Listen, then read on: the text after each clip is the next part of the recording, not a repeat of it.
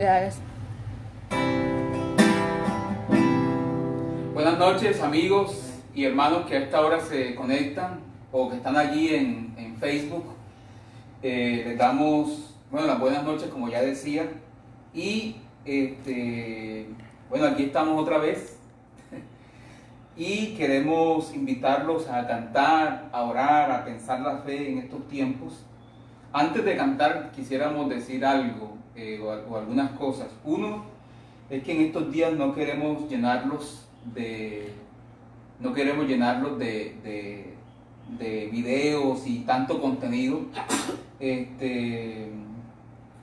sino mantener este espacio el martes y el espacio el domingo para que ustedes tengan tiempo de procesar, de pensar un poco la fe, de procesar lo que hemos ya dicho. Pero porque también creemos que de otra manera ustedes como comunidad están ya preparados también para sostener de manera individual y o familiar la vida devocional. Si alguien nos necesita, si alguien quiere que necesita un apoyo, una ayuda, una asesoría en algo, pues aquí estamos disponibles.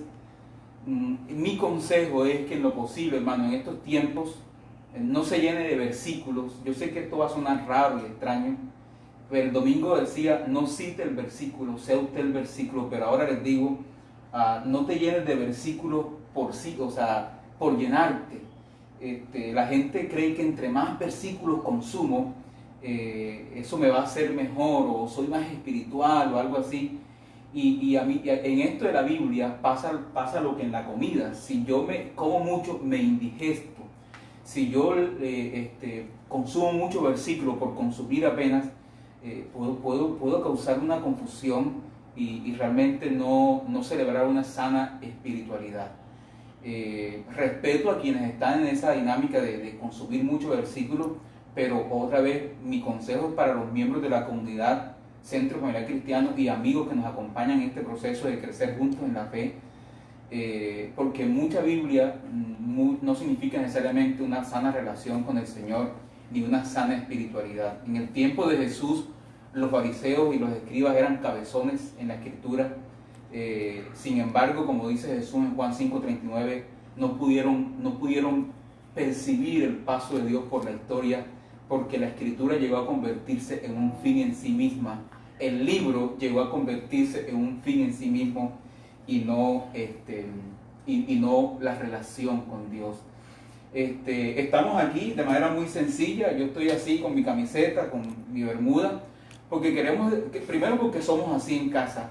Segundo, porque queremos identificarnos con ustedes que también están a esta hora en casa, tal vez en pijamado, después de la jornada laboral en casa, durmiendo a los niños, en fin, acaban de cenar, etc. Entonces, queremos que esta dinámica sencilla pueda conectarnos más. Yo no me los imagino ustedes encorbatados en casa, peinados para este momento, sino esperando este momento de manera en la sencillez y en la calidez del hogar y celebrando la fe así como canta nuestro hermano Santiago Benavides, una fe sencilla.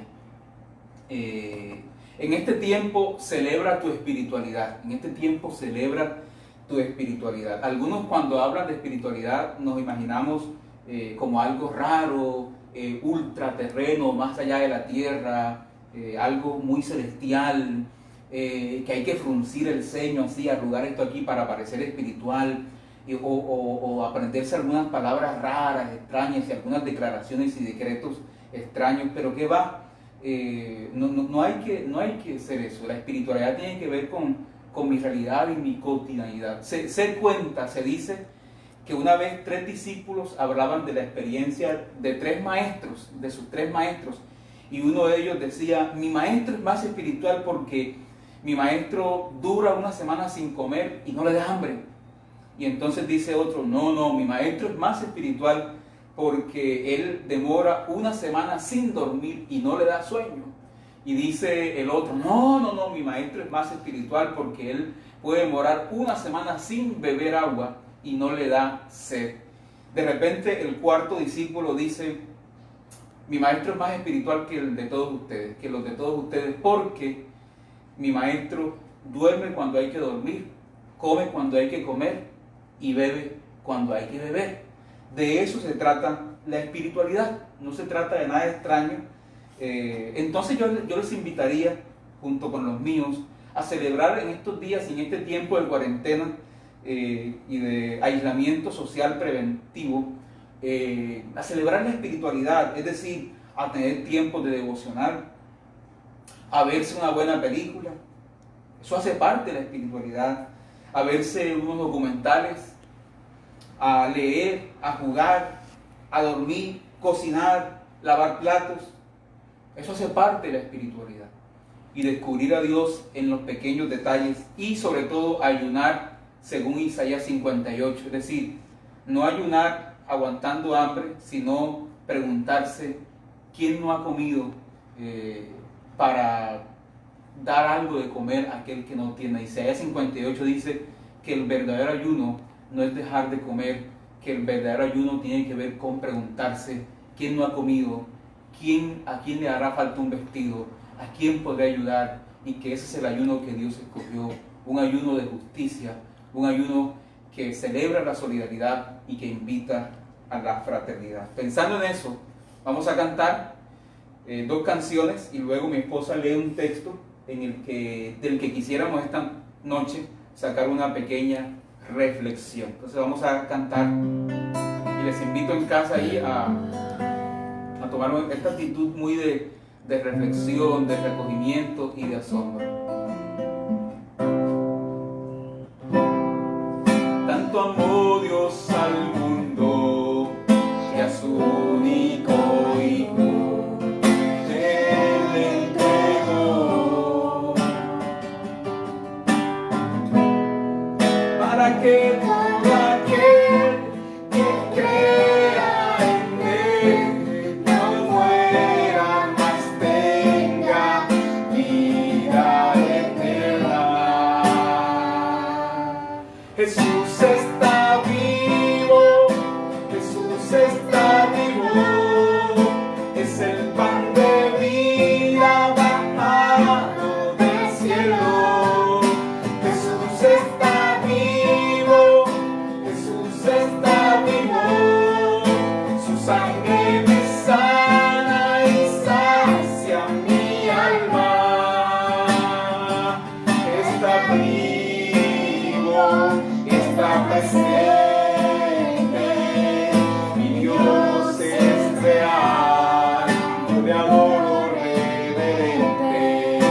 Jesús está vivo, Jesús está vivo, es el pan de vida bajado del cielo. Jesús está vivo, Jesús está vivo, su sangre me sana y sacia mi alma. Está vivo, está presente, mi Dios es real, yo le adoro reverente.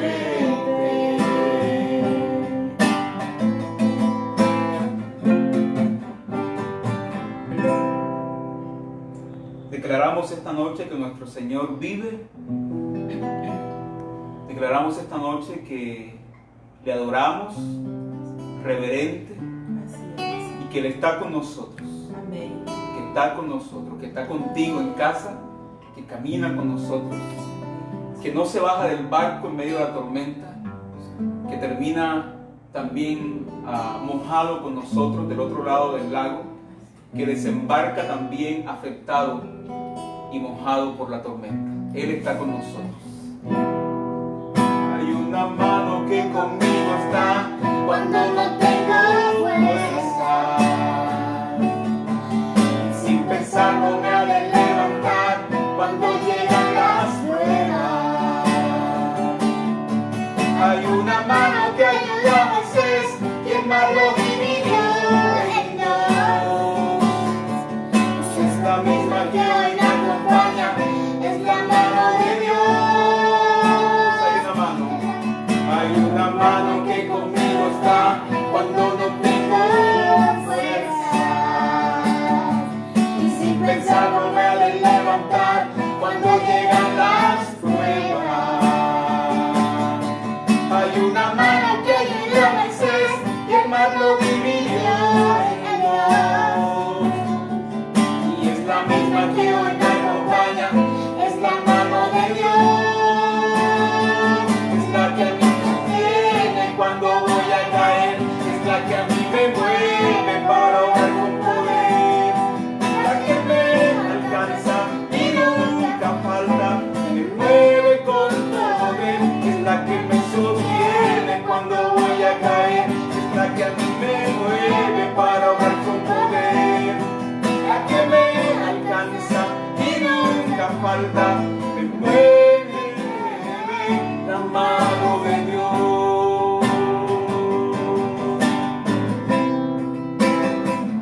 La mano de Dios es la que me sostiene cuando voy a caer, es la que a mí me mueve para orar con poder, la que me alcanza y nunca falta, me mueve con poder, es la que me sostiene cuando voy a caer, es la que a mí me mueve para orar con poder, la que me alcanza y nunca falta, me mueve la mano de Dios.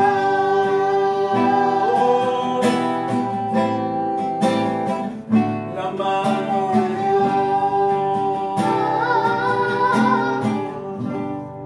Señor, que esa mano la podamos sentir en estos días, que esa mano la pueda sentir cada familia, cada amigo, cada hermano, que esa mano se mueva a nuestro favor en este tiempo, no por nuestra justicia, sino por tu misericordia, por tu amor y por tu gracia.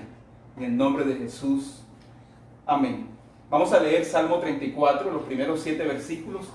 Entonces, si usted tiene su Biblia allí o puede sencillamente escuchar, leamos entonces Salmo 34.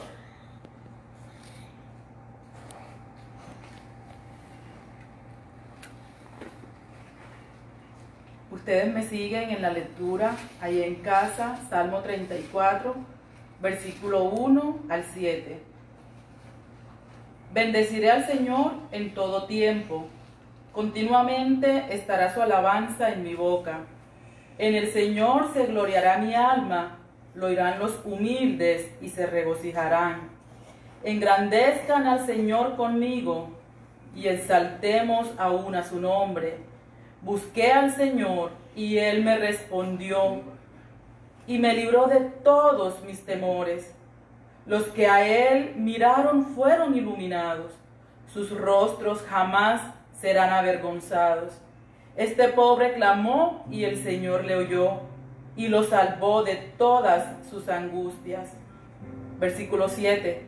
El ángel del Señor acampa alrededor de los que le temen y los rescata. Amén. Amén. Hay una antigua canción inspirada en este texto que quisiera recordáramos esta noche. Bendeciré a Jehová en todo tiempo, su alabanza en mi boca estará. En Jehová se gloriará mi alma, lo oirán los mansos y se alegrarán.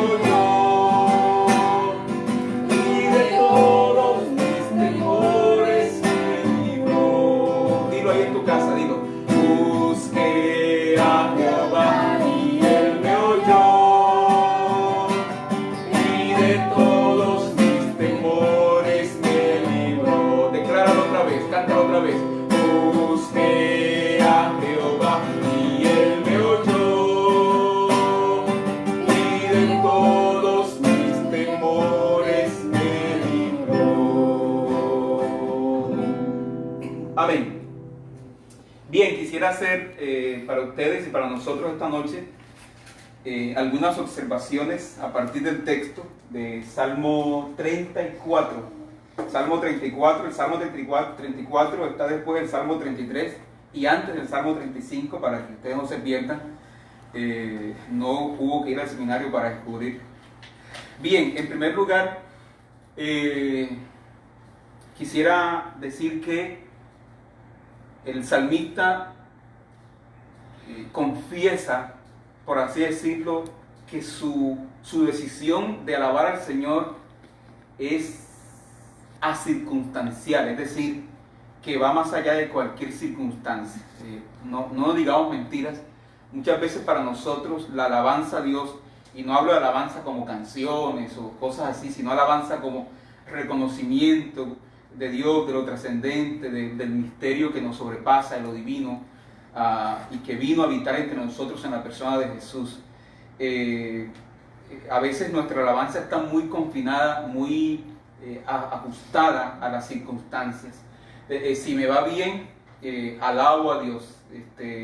Si me va mal, entonces tengo que cuestionar a Dios o algo así, o tomo una actitud distinta frente a Dios, ¿cierto? Pero el salmista dice: bendeciré o alabaré al Señor en todo tiempo. Entonces, una alabanza circunstancial, no porque niegue las dificultades. Hay gente que dice: no, yo voy a alabar a Dios para no negar las dificultades, o para negar las dificultades. Entonces, no alabamos a Dios para negar las dificultades, sino para asumirlas dentro de la alabanza y el reconocimiento de Dios, y poder, por la fe en Dios, transformarlas o encontrar las mejores lecciones de esa dificultad. Entonces, en primer lugar, la alabanza acircunstancial, es decir, que está más allá de las circunstancias que pueden pasar. Y creo que este es un buen momento para glorificarlo y para alabarlo. No estoy refiriéndome apenas a canciones, pero sino al reconocimiento que de otra manera Dios hace presente en medio de todo esto. En segundo lugar,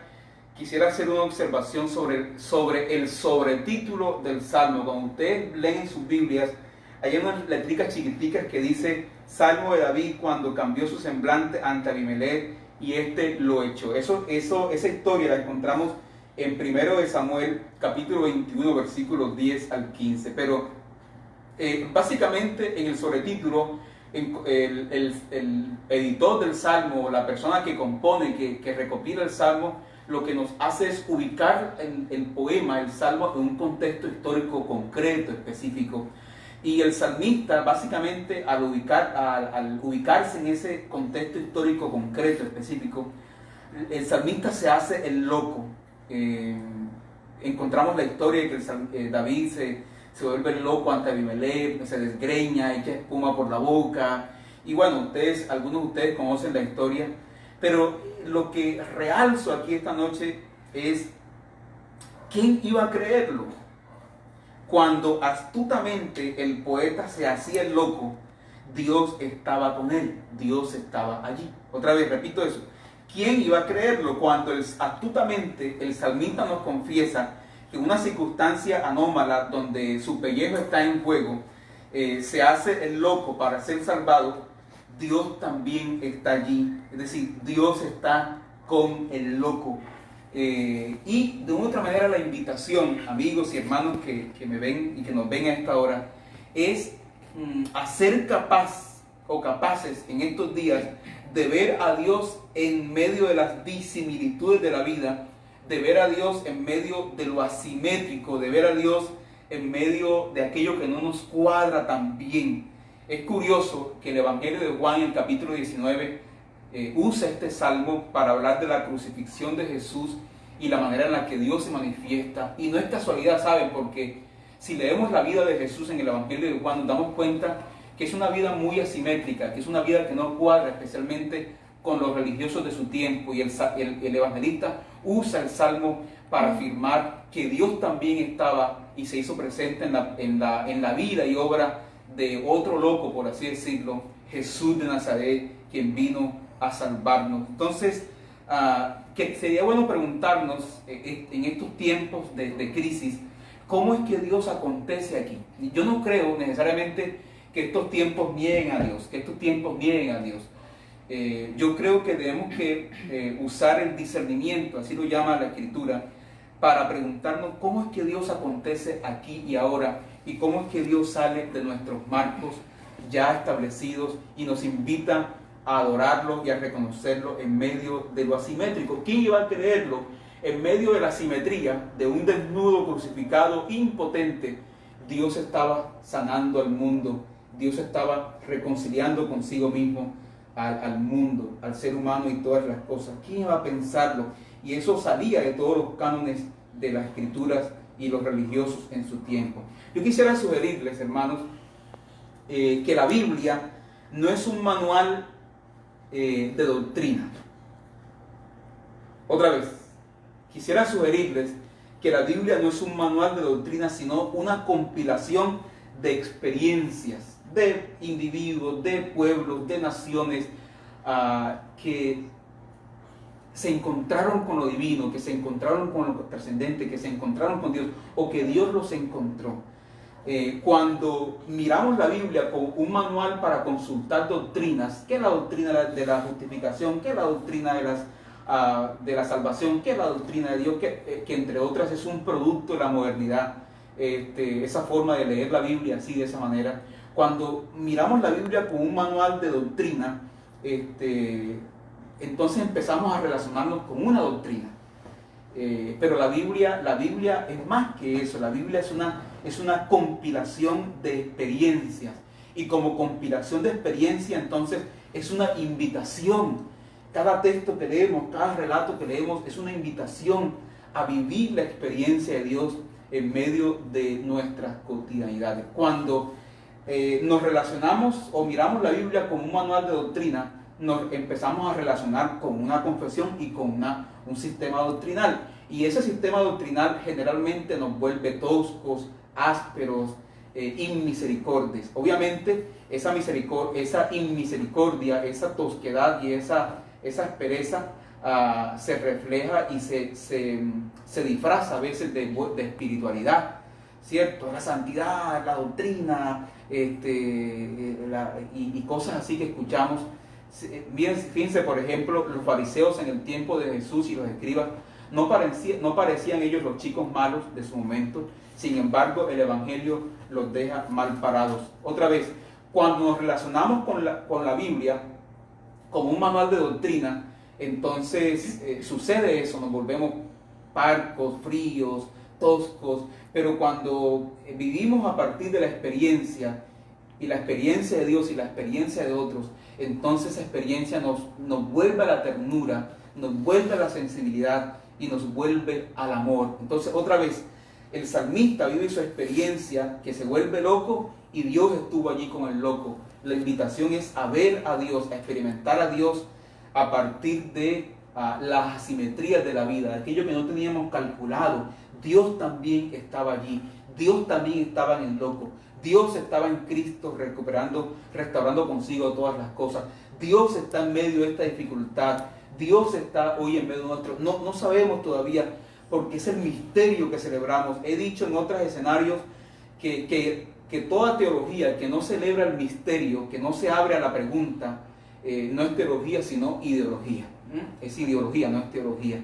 Entonces la Biblia nos invita a la experiencia de Dios, pero también a la experiencia de otros, y eso sí que nos cuesta, porque cuando nos relacionamos con la doctrina pone límites a los demás, ¿cierto? Aquellos que no se parecen a mí, no entran a mi grupo, los que no se visten como yo, los que no cantan lo mismo que yo.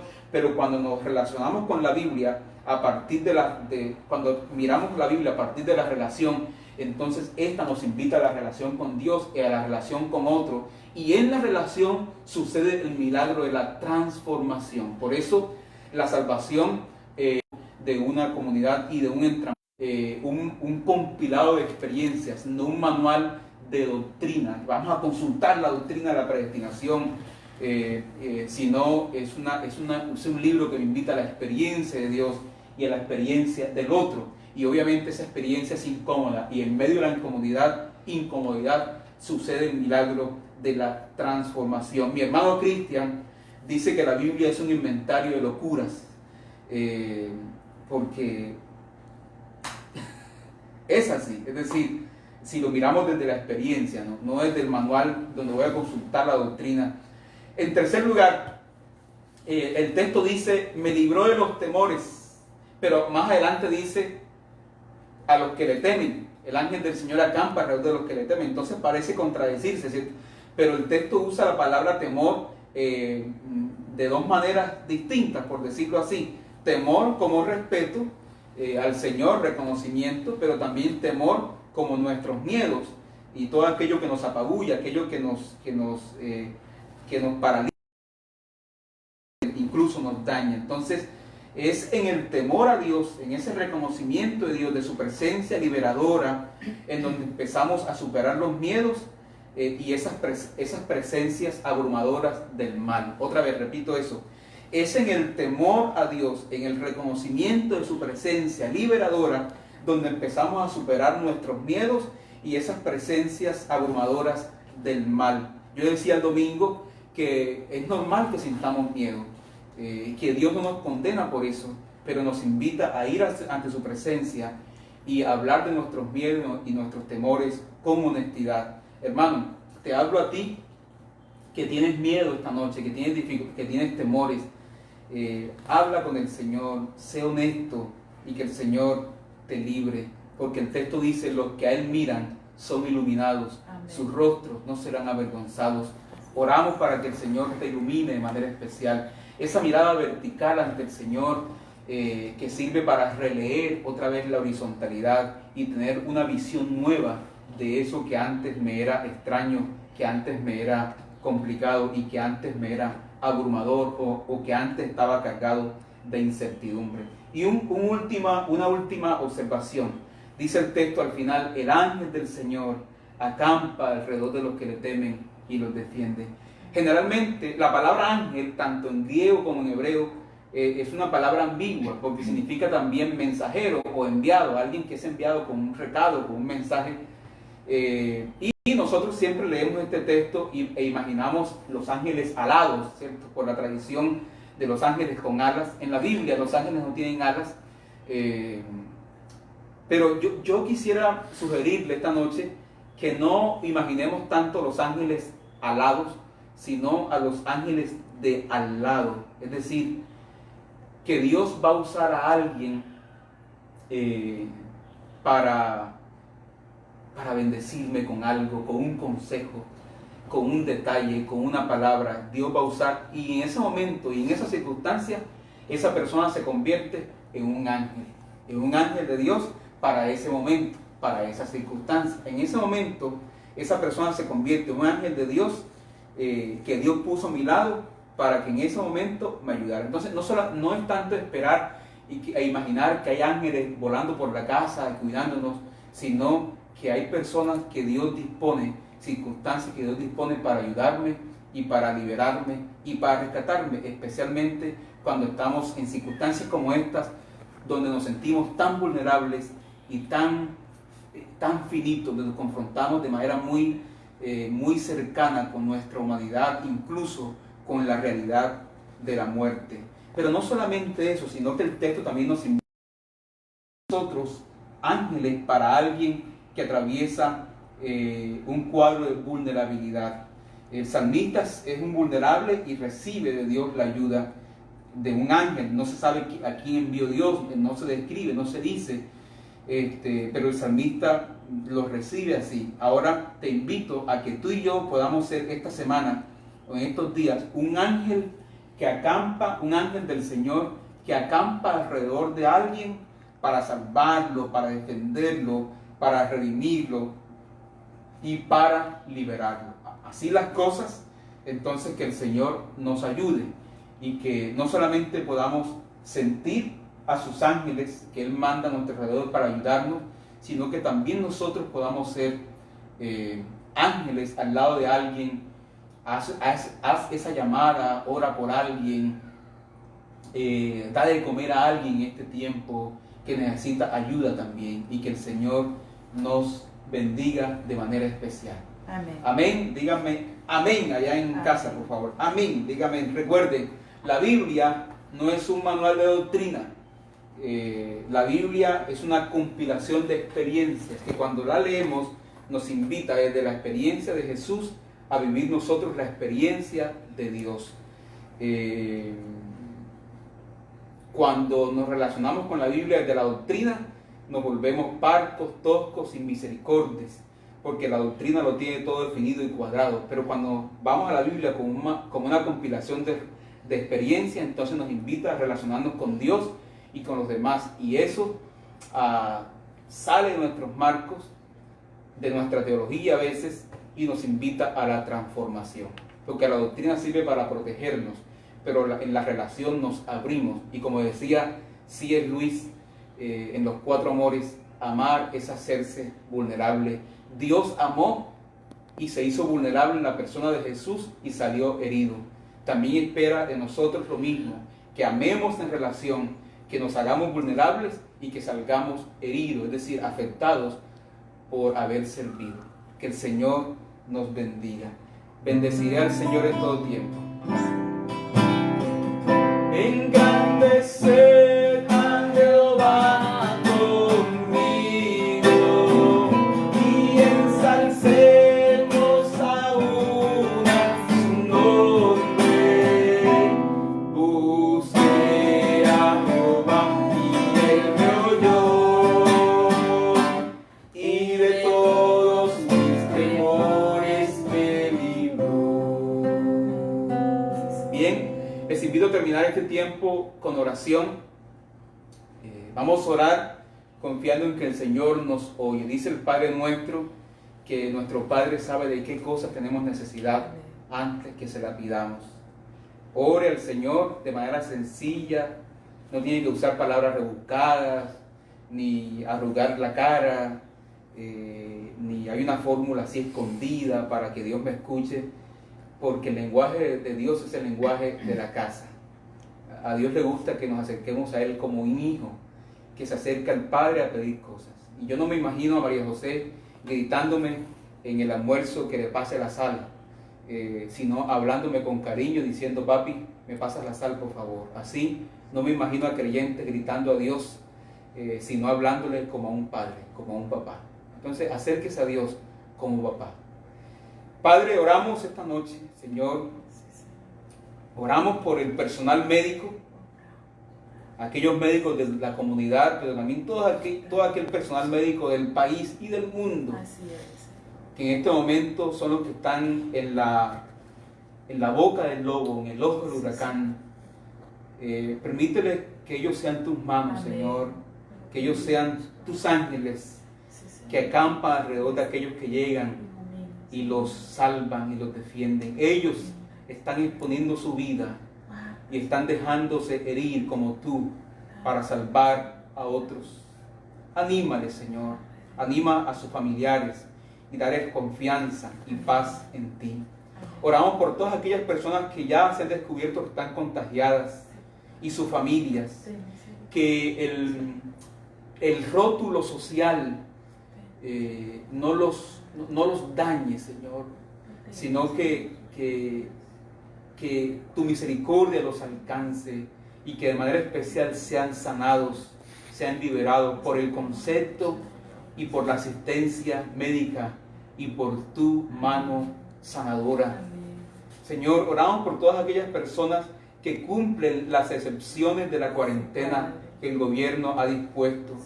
Aquellas personas que están en los bancos, que están en las cadenas de supermercados, que están en las tiendas de barrio, que están en los procesos de cultivo del campo, de estos procesos para que el producto llegue a la mesa. Señor, que a ellos también les guardes y les protejas. Que no falte, oramos también para que no falte en estos días los productos básicos de la canasta familiar. Gracias por recordarnos que más importante que un buen televisor es la comidita del día a día, que más importante que el carro y el apartamento es el abrazo fraterno de los nuestros.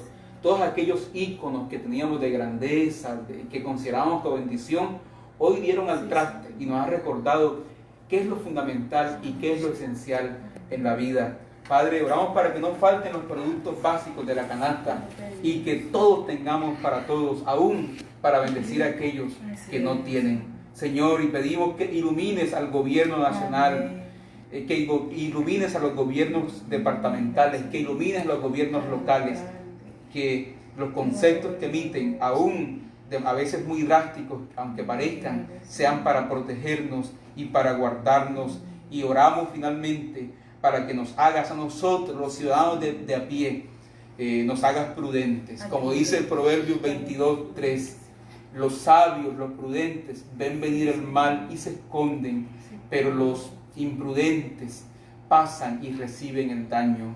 Permítenos ser en estos días prudentes y literalmente guardarnos, porque el daño está afuera. Padre, encomendamos en tus manos este tiempo. Bendecimos a cada hermano en sus casas, a cada amigo que nos ve y que nos des esta noche, a pesar de todo, Señor, una buena noche. Líbranos de los apóstoles y los misioneros del terror, que infunden terror a partir de las redes sociales, a partir de mensajes, de videos, de cadenas de WhatsApp, etc. Líbranos de ellos y que podamos, como canta Diego Torres, pintarnos la cara color esperanza, y que se cumpla en nosotros esta noche el texto que dice: el ángel del Señor acampa alrededor de los que le temen y los defiende. Hermanos, les amamos en el nombre de Jesús. Que tengan una buena noche y les abrazamos desde aquí. Que el Señor les bendiga. Chao, chao.